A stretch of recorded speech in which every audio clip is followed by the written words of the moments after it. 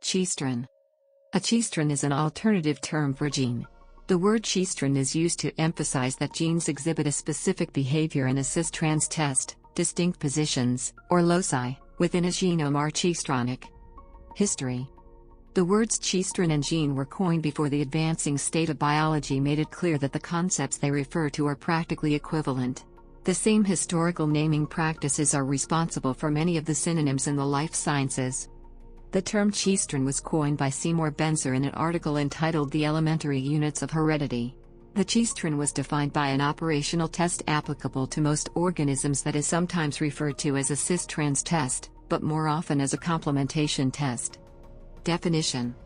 For example, suppose a mutation at a chromosome position X, \X, is responsible for a change in recessive trait in a diploid organism, where chromosomes come in pairs.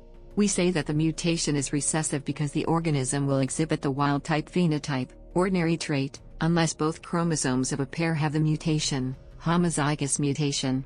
Similarly, suppose a mutation at another position, Y, \Y, is responsible for the same recessive trait. The positions X, \X, and Y, \Y, are said to be within the same cistron when an organism that has the mutation at X, \X, on one chromosome and has the mutation at position Y, \Y, on the paired chromosome exhibits the recessive trait even though the organism is not homozygous for either mutation. When instead the wild-type trait is expressed, the positions are said to belong to distinct cistrons, genes.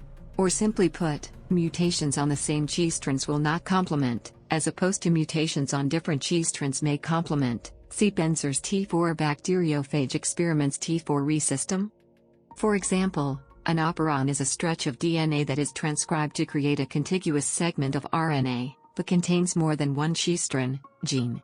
The operon is said to be polycistronic, whereas ordinary genes are said to be monocistronic.